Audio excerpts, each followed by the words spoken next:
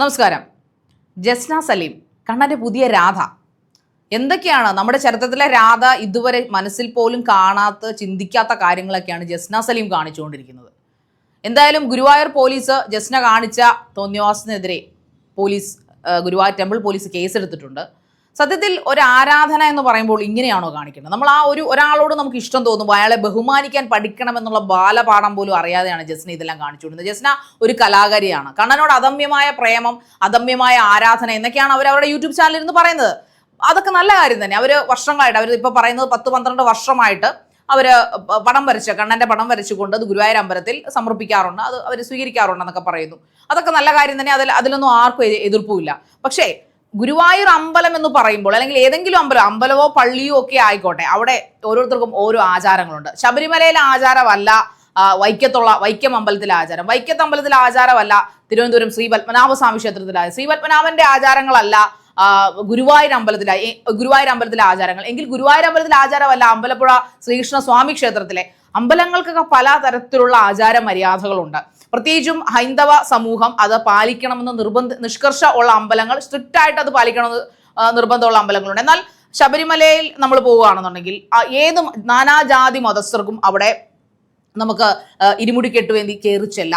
അയ്യൻ അതിനാണ് ആ അമ്പലത്തിന്റെ നിയമം അങ്ങനെയാണ്. എന്നാൽ ഗുരുവായൂർ അങ്ങനെയല്ല. അവിടെ സ്ട്രിക്റ്റ് ആയിട്ട് എഴുതി വെച്ചിട്ടുണ്ട് അഹിന്ദുക്കൾക്ക് പ്രവേശനമില്ല. അതിന്റെ ലോജിക്കോ അതിന്റെ നീതിയോ നമ്മൾ സംസാരിക്കുന്നതിന് മുമ്പ് ഒരു കാര്യം പറയട്ടെ.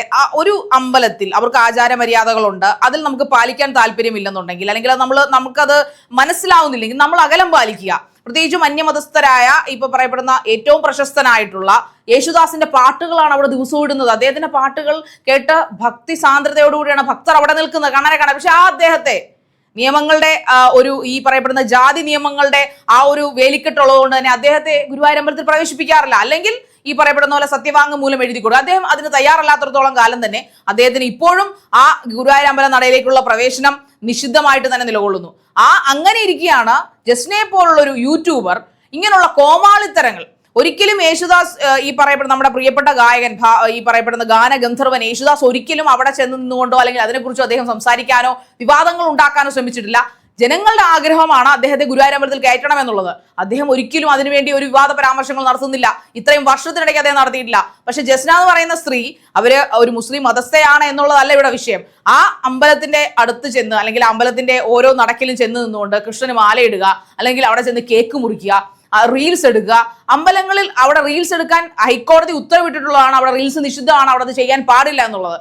അതെല്ലാം ലംഘിച്ചുകൊണ്ട് ഹൈക്കോടതിയുടെ വിധികളെ അല്ലെങ്കിൽ കീഴ്ക്കോടതി വിധിയൊക്കെ കാറ്റിൽ പറത്തിക്കൊണ്ട് ജസ്ന എന്ന് പറയുന്ന വ്യക്തി അവിടെ പോയി ഈ കോപ്രായങ്ങളെല്ലാം കാട്ടിച്ചു കൂടുക. ഇതിനെ നമ്മൾ കോപ്രായം എന്ന് തന്നെ പറയേണ്ടി വരും. നമ്മളിവിടെ ഒരു ജാതി, ഒരു മതം, ഒരു ദൈവം, മനുഷ്യൻ എന്ന പ്രയോഗം ഒക്കെ നമ്മൾ അനുശാസിക്കുന്നുണ്ട്. പക്ഷെ അതൊന്നും അല്ല ഇവിടെ പ്രശ്നം.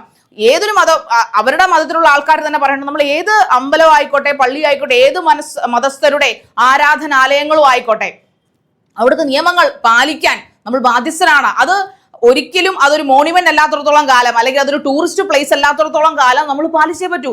നമ്മളെ സംബന്ധിച്ചിടത്തോളം നമുക്കിപ്പോൾ തഞ്ചാവൂര്, അല്ലെങ്കിൽ പളനി, മധുര മീനാക്ഷി ക്ഷേത്രം, രാമേശ്വരം, ഇവിടെ എല്ലാം എല്ലാ മതസ്ഥർക്കും പ്രവേശനമുണ്ട്. ബിക്കോസ് അവിടുത്തെ സംസ്ഥാന സർക്കാർ, ഇപ്പോൾ തമിഴ്നാട്ടിലെയോ കർണാടകയിലോ സംസ്ഥാന സർക്കാരൊക്കെ മിക്ക അമ്പലങ്ങളെയും ടൂറിസ്റ്റ് പ്ലേസ് ആക്കി വെച്ചിരിക്കുകയാണ്. എന്നാൽ കേരളത്തിലെ എല്ലാ അമ്പലങ്ങളും ടൂറിസ്റ്റ് പ്ലേസ് അല്ല. ഗുരുവായൂർ അമ്പലം ഒരു ടൂറിസ്റ്റ് പ്ലേസ് അല്ല. ഗുരുവായൂർ അമ്പലം എന്നാൽ ശ്രീ പത്മനാഭസ്വാമി ക്ഷേത്രം ഒരു ടൂറിസ്റ്റ് പ്ലേസ് ആക്കി നമുക്ക് എടുക്കാം. കാരണം അവിടെ എല്ലാ മതസ്ഥരും കയറാറുണ്ട്. ഇപ്പൊ ആലപ്പുഴയിൽ ഒരുപാട്, ഈവൻ മുല്ലയ്ക്കൽ രാജരാജേശ്വരി ക്ഷേത്രത്തിൽ ഒരുപാട് ഫോറിനേഴ്സ് വരാറുണ്ട്. കാരണം അവർക്കത് വിഷയമല്ല, അവർ കയറ്റും. കാരണം അങ്ങനെയുണ്ട്. അതായത് അമ്പലം ഭക്തിയോടൊപ്പം തന്നെ ടൂറിസ്റ്റ് മാർക്കറ്റിംഗ് ഉണ്ട് അവിടെ. അതൊരു സംസ്ഥാനത്തിന്റെ ഇഷ്ടമാണ്, അവരുടെ ദേവസ്വം ബോർഡിന്റെ ഇഷ്ടമാണത്, അവരുടെ നിയമങ്ങളാണത്. എന്നാൽ ഗുരുവായൂർ അമ്പലത്തിനെ ഒരിക്കലും അങ്ങനെ ടൂറിസ്റ്റ് പ്ലേസ് ആയിട്ട് കണക്കാക്കിയിട്ടില്ല, അങ്ങനെ നിഷ്കർഷിച്ചിട്ടുമില്ല. ശബരിമല ഒരു ടൂറിസ്റ്റ് പ്ലേസ് അല്ല, നമുക്കറിയാം. അത് ഭക്തി സാന്ദ്രതയോടുകൂടി വ്രതാനുഷ്ഠാനത്തോടുകൂടി എടുക്കുന്ന ഒരു സ്ഥലം. ചക്കുളത്തൊക്കെ ടൂറിസ്റ്റ് പ്ലേസ് അല്ല. ആറ്റുകാൽ ക്ഷേത്രം ഒരു ടൂറിസ്റ്റ് പ്ലേസ് അല്ല. എന്നാൽ നമുക്ക് വേണമെങ്കിൽ പറയാം ഈ പറയപ്പെടുന്ന ശ്രീ പത്മനാഭസ്വാമി ക്ഷേത്രം ടൂറിസ്റ്റ് പ്ലേസ് ആണ്. കാരണം അവിടെ ടൂറിസ്റ്റുകൾ ചെല്ലാറുണ്ട്, എല്ലാ മതസ്ഥരും ചെല്ലാറുണ്ട്. അങ്ങനെ ഓരോ അമ്പലങ്ങൾക്കും, ഓരോ പള്ളികൾക്കും, മോസ്കുകൾക്കും ഒക്കെ ഓരോ നിയമങ്ങൾ നിഷ്കർഷിച്ചിട്ടുണ്ട്. എന്നാൽ നമ്മുടെ ഔട്ട് ഓഫ് സ്റ്റേറ്റ് ഒരുപാട് പള്ളികളിലും അമ്പലങ്ങളിലും ഒക്കെ ടൂറിസ്റ്റ് പ്ലേസ് ആയിട്ട് ഈ പറയപ്പെടുന്ന പോലെ മാർക്കറ്റിംഗിന്റെ പൈസയുടെ ഭാഗമായിട്ട് മിക്ക ആരാധനാലയങ്ങളും ഒരു ടൂറിസ്റ്റ് പ്ലേസ് ആയിട്ട് അവരോധിച്ചിരിക്കുകയാണ്. എന്നാൽ കേരളം അങ്ങനെയല്ല. അത് ആദ്യം ജസ്ന സലീം എന്ന് പറഞ്ഞ വ്യക്തി മനസ്സിലാക്കണം. കുറച്ചൊക്കെ GK പഠിക്കുന്നത് നല്ലതായിരിക്കും. കുറച്ചൊക്കെ നമ്മുടെ നിയമങ്ങളെ കുറിച്ച് പഠിക്കുന്നത് നല്ലതായിരിക്കും. ഇപ്പൊ നിങ്ങളുടെ അമ്പലത്തിലോ നിങ്ങളുടെ പള്ളിയിലോ, നമ്മളിവിടെ മതം പറയല്ല, ഒരു മോസ്കിൽ പോയി നിന്ന് ജസ്നയ്ക്ക് ഇങ്ങനെയൊക്കെ കാണിക്കാൻ പറ്റുമോ? അല്ലെങ്കിൽ അങ്ങനെ കാണിക്കാൻ അവർ സമ്മതിക്കുമോ? അതിൽ അവരുടെ മതസ്ഥർ തന്നെ പറയുന്നുണ്ട് അവിടുത്തെ മുസ്ലിം സ്ത്രീകളെ പോലും പള്ളികളിൽ തോന്നിവാസം കാണിക്കാൻ അനുവദിക്കില്ല. അപ്പോൾ എങ്ങനെയാണ് താങ്കൾ ഈ പറയപ്പെടുന്ന ഗുരുവായൂർ അമ്പലനാളിൽ വന്ന് ഈ കോപ്രായമൊക്കെ കാണിക്കുന്നത്? ഭക്തി നമ്മുടെ ഹൃദയത്തിലാണ് വേണ്ടത്, ആത്മാവിലാണ് വേണ്ടത് ജസ്ന. അല്ലാതെ മറ്റുള്ളവരെ കാണിക്കാനും യൂട്യൂബിലൂടെ ഷോ കാണിച്ച് മാർക്കറ്റ് ചെയ്ത് പൈസ സമ്പാദിക്കുവാനുള്ള ഒരു കണ്ടന്റ് ആക്കിയല്ല നിങ്ങൾ അതിൽ എടുക്കേണ്ടത്. തീർച്ചയായിട്ടും ബഹുമാനിക്കേണ്ടതിനെ, ആരാധിക്കേണ്ടതിനെ, ഭക്തിയോടെ കാണേണ്ടതിനെ അത് കണ്ടേ മതിയാവൂ. അതാണ് കേരള സംസ്കാരം എന്ന് പറയുന്നത്. നന്ദി.